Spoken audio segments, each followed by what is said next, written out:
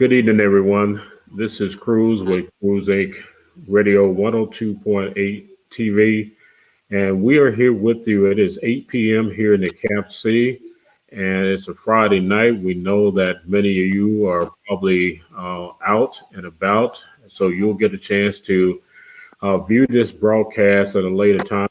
We ask that you go to our YouTube TV channel, which is called Cruise Inc. Radio 102.8 television.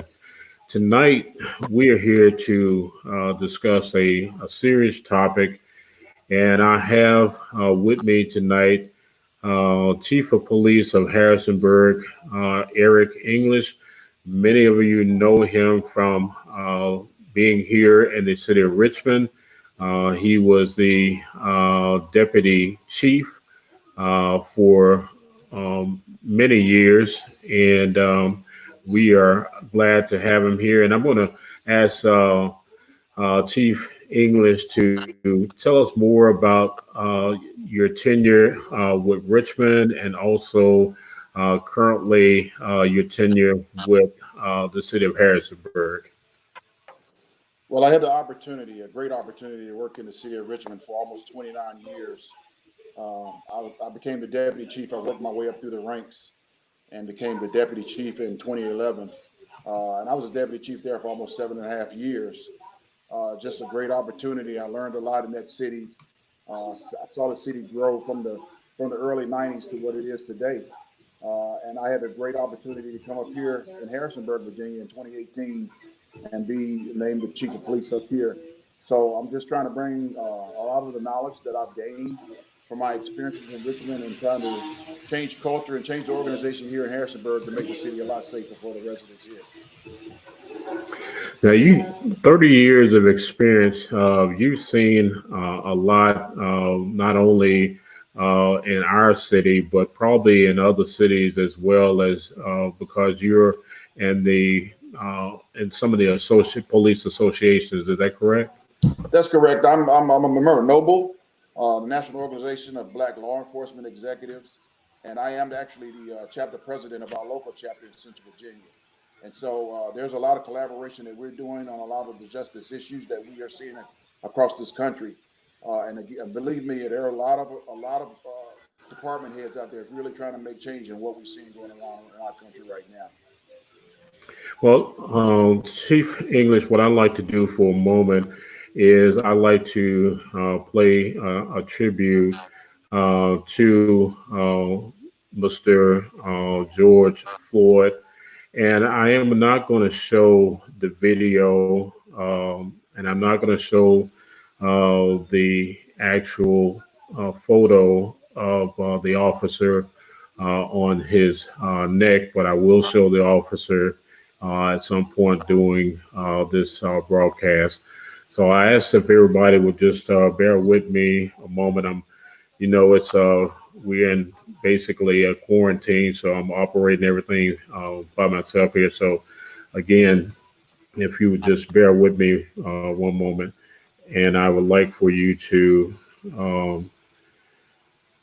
take a moment and just reflect.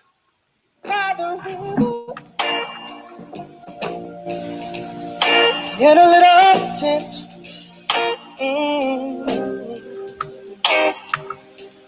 like the river I've been running ever since. It's been a long time coming, but I know change gonna come. Oh, yes, it will.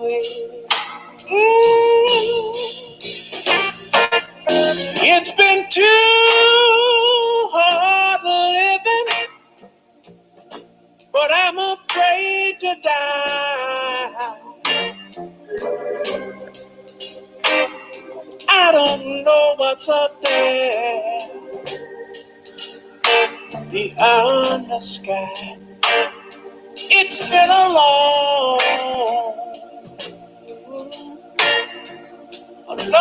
time I'm coming, but I know a change gonna come. Oh, yes, it is. Mm.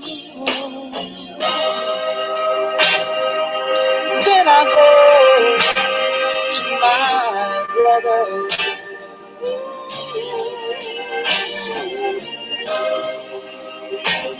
And I say, brother, help me, please.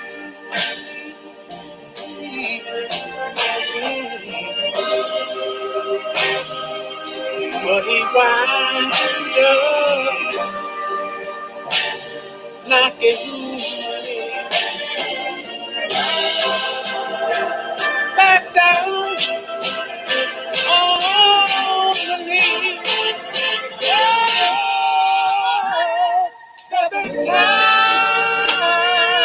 that I thought I couldn't last for long.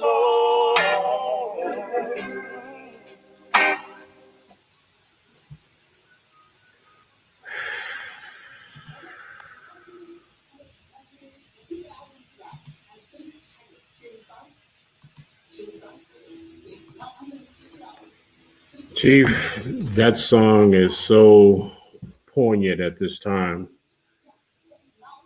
I was thinking about what type of tribute that we could play and not get flagged by Facebook.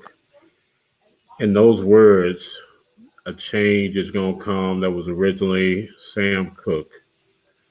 What thoughts resonate in your mind using that song as a segue into what we are going to embark on tonight as a conversation? Well, the main thought that comes to my mind is that, it's been a struggle. And, for a lot of people, change has not come as quickly as we would like it to. But, in our positions in this society, we can't throw in the towel. We've come too far. And so we have to continue to strive forward and push forward because I do feel like change is going to come. But it's going to take a collective effort on everyone's part in order to make this change come about. And so I think it's slower than we would like to see it, but we're going to get there. Chief, a lot of people at this time have said we've been marching and marching and marching. We've been protesting and protesting and protesting. And yet here we are with several incidents, and people are truly frustrated. Last night, I had the opportunity. I was saw your post, and your post was extremely transparent. It was very open, and it just peeled back the layers of what is transpiring. And as someone that has been in law enforcement 30 some years, what compelled you to want to even say anything about uh, the George Floyd murder? Well, when you watch that situation, and it was very, very difficult to watch, uh, something just kept tugging at me, just watching him go through that pain and watching an individual that had the audacity to do that on camera and just show no remorse for that individual, no compassion at all. Uh, you continue to see these things, and like you said, it's just a buildup. You continue to see these actions taking place across our country. And I just felt compelled to say something, because when this happened, I was calling colleagues. I'm trying to figure out, I'm calling colleagues saying, I feel like I should be doing something. And I don't even know what it is, but I just feel like I should be doing something. Uh, and it just touched me, so, that could be any of us. I've been in this business for a long time, and, I don't care who you are. Uh, that was just totally uncalled for in any situation. And there's no training. Nobody teaches that. Uh, you don't even have to be a police officer to know that was unacceptable. So, that's really what touched me because it's just been pulling at my heartstrings, looking at that video and trying to figure out why something like that occurred. Just a senseless act that occurred, and I knew I wasn't going to get any answers, but it was just pulling at me, and so I just felt like I needed to speak out and just say what I felt. You said it, and the responses on your timeline were extremely supportive. People were just thanking you profusely for being so open, so much so because you are an officer, and this is a catch 22. I talked to my son who is in law enforcement back in Memphis, and we spent about an hour yesterday, and he said, Dad, a lot of people that are outside the departments don't quite understand things. Can you break down or elaborate on, for the most part, as an officer, what my son was feeling and what he was indicating by most people don't know? Well, I think in terms of most people don't know, I would say, the majority of law enforcement after seeing that incident take place, most law enforcement officers understand what people were feeling. And I would say the majority of law enforcement overwhelmingly know that that was improper of what took place. That should never occur. Uh, and I think that, from the standpoint of being in the business, we want people to know that, that is not a broad brush. The way people paint us is not a broad brush. Uh, have I seen the same things y'all as a normal citizen has seen? Yes. But I feel the same pain that you all feel when you see those incidents. It's no different for me. I never want to see anybody go through that because life is too precious. So that's what makes it difficult, because I see it from the human side as just being a normal African American citizen, but I'm also in the business of trying to ensure that change takes place within our organization. Let's talk about protocol for a minute. I know you cannot per se talk about in terms of what was going through those officers' mind, but in the arrest allegedly, and we do have to frame that, this was a counterfeit call. And what I want to know is that perhaps procedure on a counterfeit call, even if somebody was passing one, and I got to frame this, allegedly $120 bill, counterfeit bill. Again, we don't know all the details. We have to say allegedly.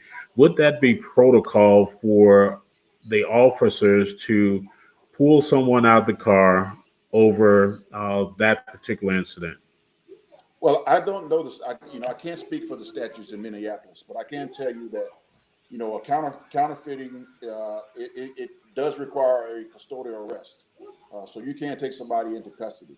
Now, I didn't really get to see the actual pulling out of the vehicle part of the video, but it's a misdemeanor. I mean, there's no threat, nothing big concerning any major offense when it comes to counterfeiting. So you get somebody in custody, you pat them down and make sure they don't have any weapons before you transport them. And based on the video I saw, I didn't see any struggle. So I'm trying to figure out, how did this individual get down to the ground and that amount of force being used against Mr. Floyd? It was just uncalled for. And I have to keep it real here. We are perceived as a threat anytime, and I'm gonna call it like it is, Chief.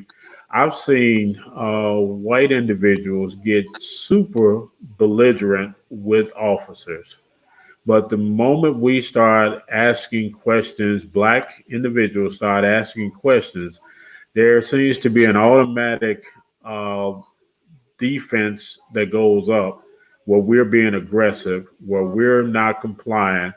I've seen, again, just countless videos. I guess we have to call it what it is. And that is that there's a cancer in America, and that cancer is racism. Well, I would say this. A lot of it just comes from backgrounds where individuals grew up. A lot of people are not accustomed to dealing with different ethnic groups, different races, different backgrounds. You get people in this profession, and again, we have some great people in this profession, but also get people in this profession that have never dealt with individuals that look different than them. And that makes it very difficult when you come into an organization and you're trying to protect and serve, but you don't have a really good grasp of individuals that don't look like you, their mannerisms, what they're all about. And you have a perceived notion of individuals, and that leads to conflict. And I think we see that across this country, where there's not there are not a lot of individuals in organizations where diversity is not there, where you don't have the diversity that you need in your organization in order to make change. So those create issues within policing in and of itself. Now let's go back to the actual day where we do see the video, and we do see Mr. Floyd on the concrete, and he is telling the officer that I can't breathe. I can't breathe. I am done. I hurt. My neck hurt. My back hurt. I hurt all over. And then I put the most gut wrenching thing to me.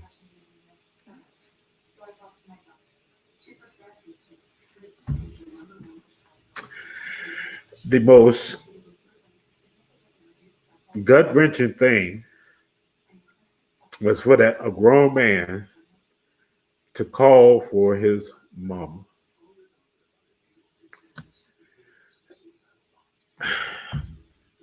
Chief, the officer had no compassion. And people are upset because there's rioting going on.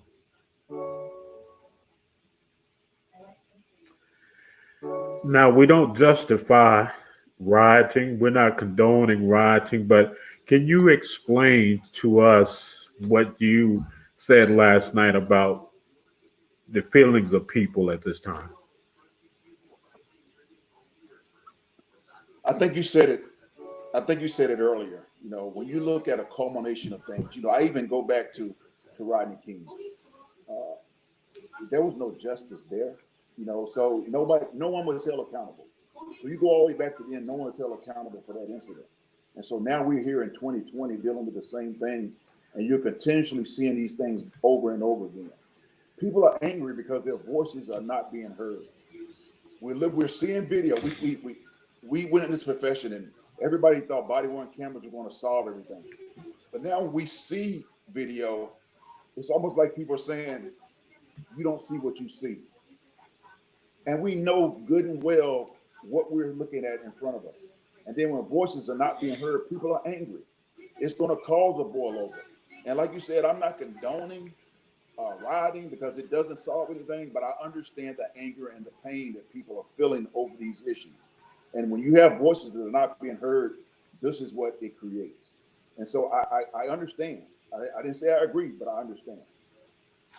You know, and there seems to be, again, countless skills, and I've seen takedowns before.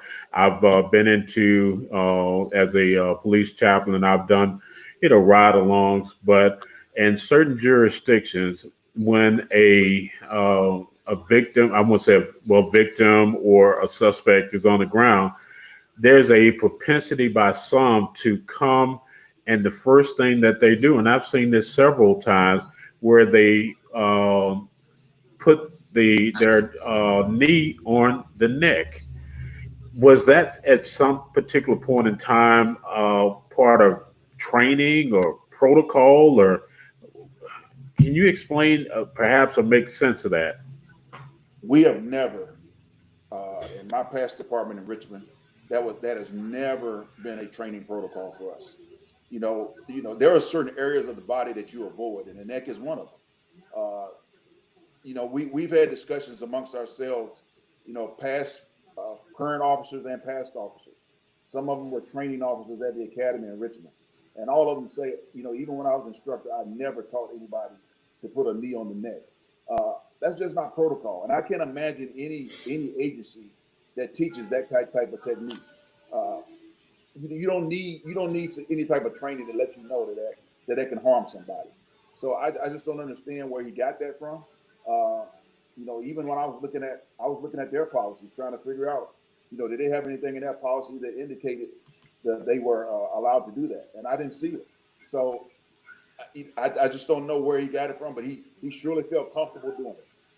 Absolutely. And before I show the smugness here, we got comments coming in. I want to say this. It says African Americans are sick and tired of being mistreated and looked at as less than.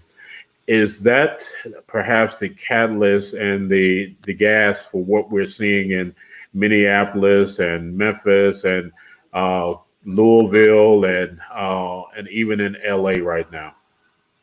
I would say no doubt. I mean, you look at the culmination of things that have occurred over the last few weeks. You talk about Ahmaud Arbery. You talk about the gentleman in the New York City Park, where the lady calls the police on him. Culminates with this, the Louisville incident. It's a powder keg waiting to explode when you see those type of incidents occurring, and they're all geared towards African Americans. And so, I do agree. People are sick and tired.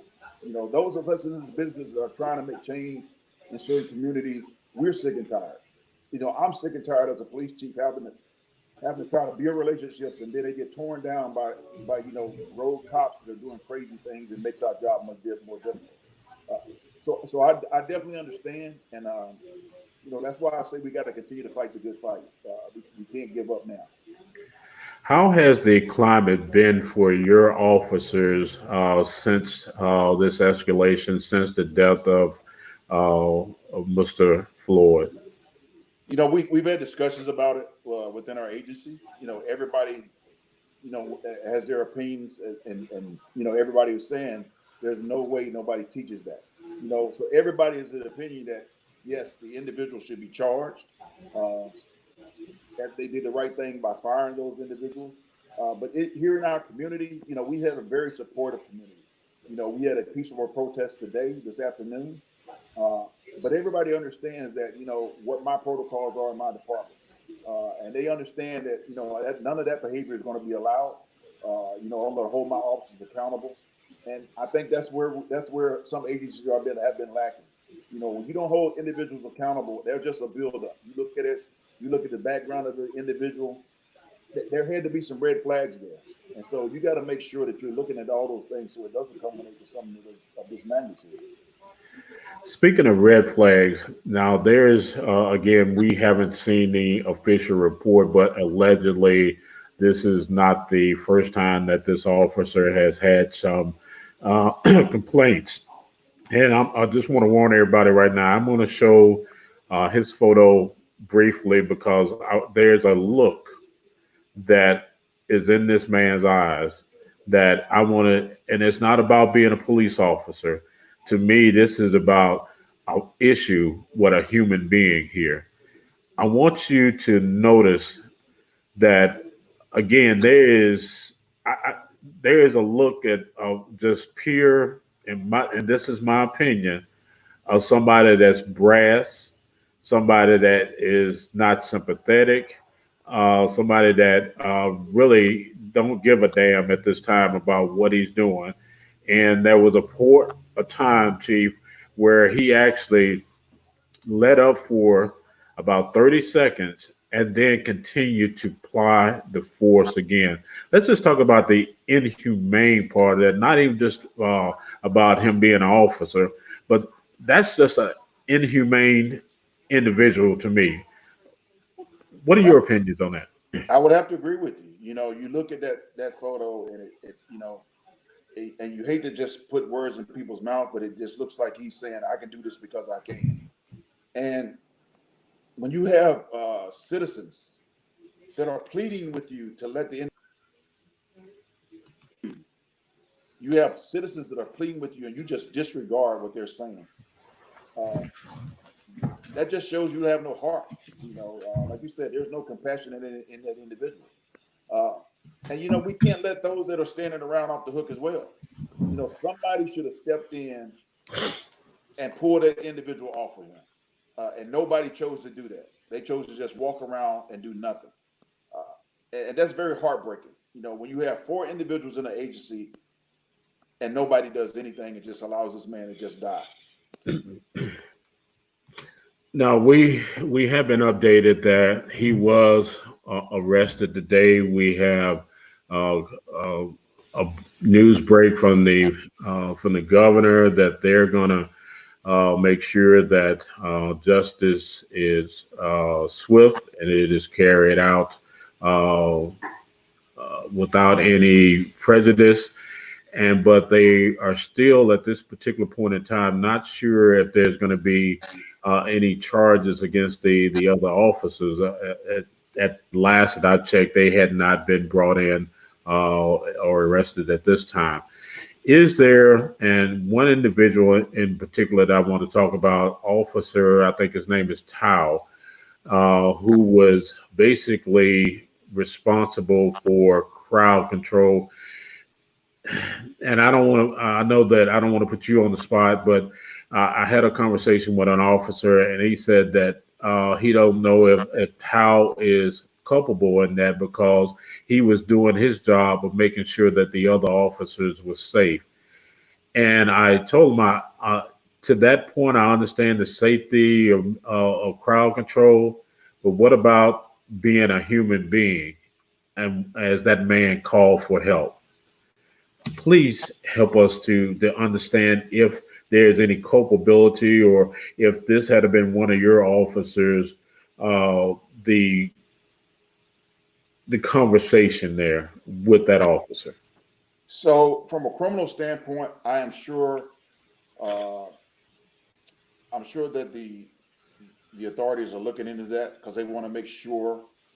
Because as you know, when you're going, when you're arresting police officers, many cases, have been thrown out of court or they've been dismissed, and so they want to have all their I's dotted, T's crossed when you're doing an investigation on police officers. So I'm sure they're looking at all angles to ensure they have the proper charges in order to take those other three individuals to court. From a policy standpoint, and even their policy, I read their policy. You're required to intervene when you see another officer getting out of hand. You are required to do that. So from a policy standpoint, he was way out of bounds. When you talk about crowd control, you can't just have crowd control when you see somebody assaulting and using excessive force on an individual. Crowd control needs to go out the window, and you need to help the individual that is getting assaulted. And in this case, that's what they were doing. This guy was being assaulted excessively, and somebody should have stepped in. So I understand the crowd control, but that had nothing to do with that incident. At that point, your focus should be on protecting that individual, and that just didn't happen in this case. Because their officers are sworn to protect and serve, and I think those words are there for a reason. Protect and serve. Of course, people, and we talk about this all the time. We are innocent until proven guilty, but it seems that as Black people, we're guilty until proven innocent. So the unfortunate thing is that what we see consistently with black males being arrested, and especially incidents like this, there always seems to be character assassination that goes along with it. So they end up trying to bring out past indiscretions of the individual to justify the actions of those that have done wrong, and that's just not where it should be. So I agree with what you're saying. In this particular case, I'm hoping that doesn't be that's not the case. I'm hoping that's something for those defendants, and that's what they are. They're going to be defendants to use in court in order to try to get off those charges. But from a media standpoint, that should not be what we're trying to focus on for individuals that have been harmed by law enforcement and done in a way that there's no remorse on the individuals that have been involved. I saw a certain, hopefully I can get it correctly here. It was several t-shirts out here, and it talked about if we hold our hands up, we die. If we lay down, we die. If we sit down, we die. It seems that no matter, and we've been teaching our young men to comply. so that you can make it home at the end of the day, or at least be alive to tell your story. Chief, what do we do? What do we do when confronted by officers, and even when we comply, we die?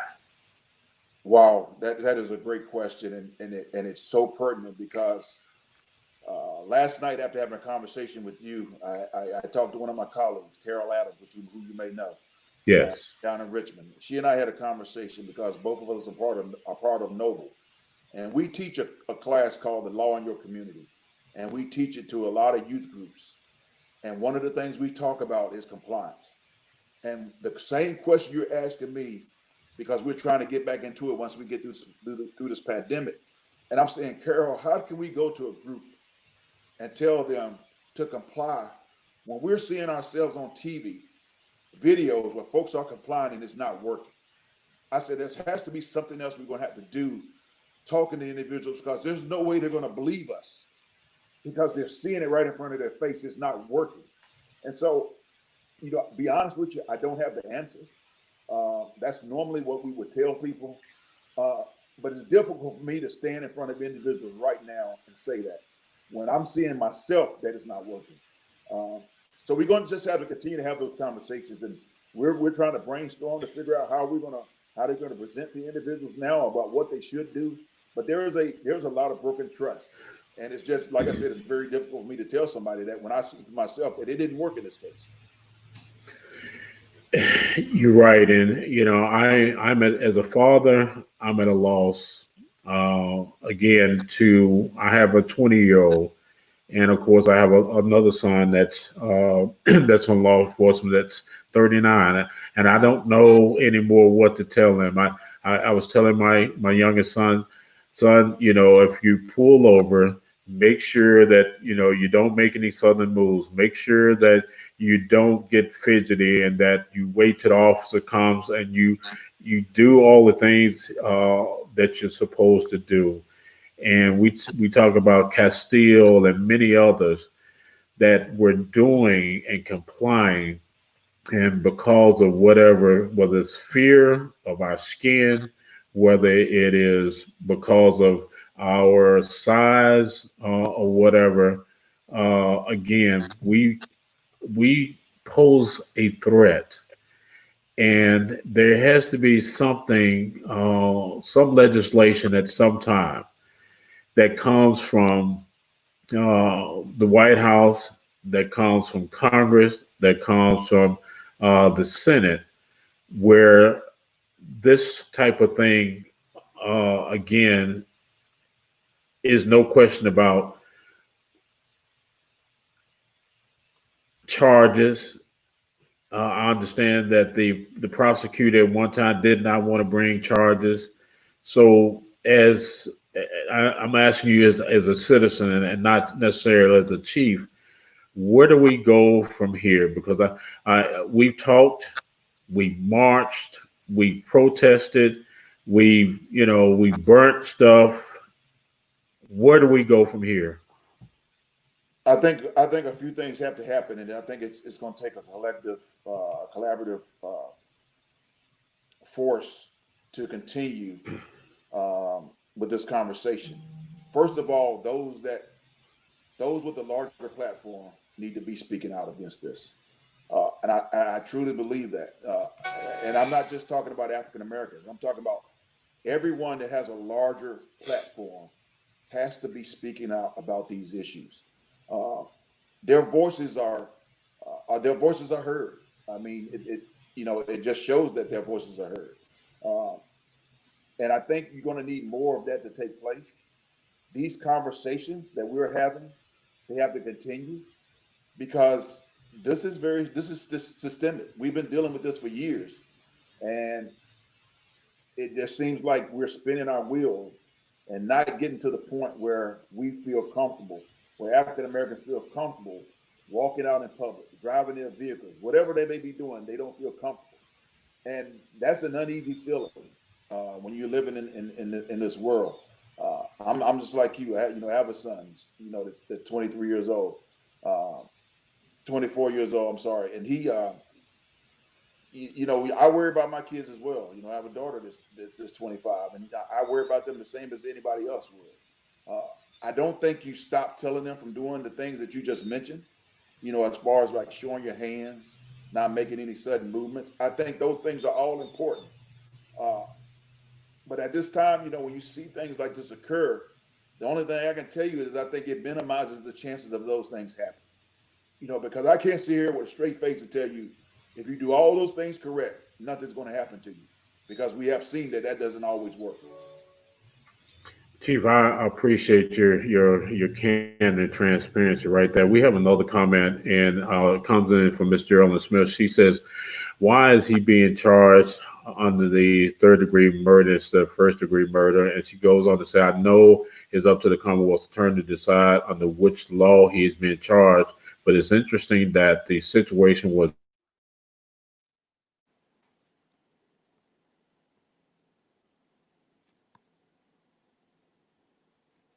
Hello. Did Yeah, I'm here. Did you get a chance to hear that comment? It was in regards to the charge, Right, exactly. and so I apologize, but and I don't know the statutes uh, in that particular state. Minneapolis, that city, I don't know exactly what third degree murder is, what that's associated with, because again, we don't have that here in Virginia. Uh, I'm pretty sure it has something to do with the fact of law enforcement officer uh, being on duty in the performance of their duty, and maybe that's the charge that they would only be able to stick. And I'm sure they've looked at it to see what they can bring to court and what they can, make sure that individuals found guilty of. They don't. I'm sure they don't want to go, to a higher charge where there's more propensity for that individual to get off. So I think that's probably the reason why that you see it in the form of third degree murder.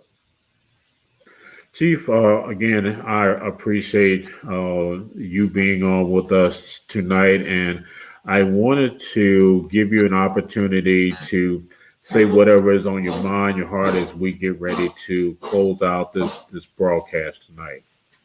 Well, I would just say to the citizens, that are feeling that pain, just like everyone else is. There are many, many of us, and not just myself. There's a lot of police chiefs, leaders in the organization, sheriffs that are working extremely hard to try to bring change in our organizations. Uh, it's very difficult because, again, you got to remember, uh, we didn't get into this game early. African Americans didn't get into the game of policing early. We come into this game late because many years ago we weren't allowed to be police officers, and then when we were, there were restrictions on what we could do. But we're in the game, and that's why I'm in the game, because I feel like I need to be able to make change in organizations. I need to be able to change mentalities of how people police one another, and we need to make sure that we're doing everything in a respectful and professional manner. So I don't want people to give up. I'm not giving up. I'm going to continue to fight the good fight, and we have to continue to do this together. Absolutely. And I want to say this as a PSA. We have to get out and vote. Don't tell me about our vote don't matter. Don't tell me about whoever's going to win anyway, because we need to understand if we're going to start changing some things, we have to start changing the laws. We have to start putting people in places and offices that care about us. And if we don't start putting people in places, especially like Commonwealth Attorney's Office, because I want you all to know, and I'm going to have Colette on here Monday, that is where a lot of things happen in terms of justice, is with the Commonwealth Attorney. The police department, their job is to, again, to go out, to make their arrest, and to protect and serve. And the Commonwealth Attorney, and I'm going to throw this back to you, Chief, is to make sure that the justice part is carried out. Is that a correct statement, or would you agree or disagree with that? That is a correct statement. We're all part of that justice system, and the Commonwealth Attorney's Office is the last body of it. So they're the final say so as far as cases being brought to court and making sure satisfaction is garnered for those victims. Absolutely. So that's what I wanted to say to you all. If you need to go out and vote, you need to make sure that you know about the record of the DA. If they were in a prosecutor, you need to know their cases and where they stand, especially when it comes to African Americans. Chief, I can't say enough. Thank you so much for being here. Thank you for being so transparent. And thank you for being the awesome human being that you are. And I'm going to tell you this, Richmond miss you, man. Hey, I miss the folks there in Richmond as well. Great city. And, I wish them nothing but the best. Continue to strive for, making sure we make positive relationships in our community. Because we're all in this together. I think everybody wants the same thing. We just got to figure out how we get there. Absolutely. Well, I want you to have a great weekend, and you and I will be in touch. Hopefully, I'll get a chance to come up and see the beautiful city of Harrisonburg. And just like I said when we met here in Richmond, if there's anything that I can do for you and your department, please know that I'm at your disposal. And together, I think that we, as Black men, as human beings, if we stay in the game, we can probably hit that winning shot and change the game. I appreciate you having me. And I appreciate all that you're doing. Thank you so much, Chief. You have a great evening. Take care. You too. Thank you.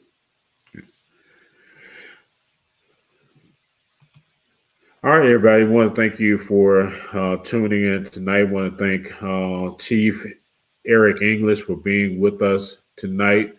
And we hope that we've been able to bring you some informative information and that information that you could use.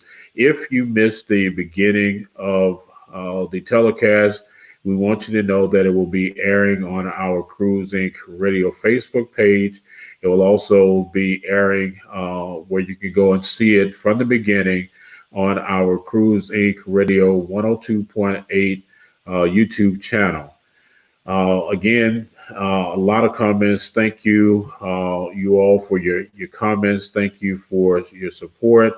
And please let us know. You can email us at cruiseinkradio@gmail.com with other comments or how we can serve our community better. As Tom Joyner said, that we have to be, and this is the motto of Cruise Inc. Radio 102.8, is that we're here to super serve our community. And we know that there's a lot of pain right now. A lot of people are hurting. And I want to say this, yes, there are some bad apples in the bucket, but we can't lump every officer in with those bad apples. And we know that, again, until things start to change, those good officers are going to be, unfortunately, stigmatized and put in with the rest of them. So let's pray for our good officers. Let's pray that more officers step up to the plate and that there will be real change.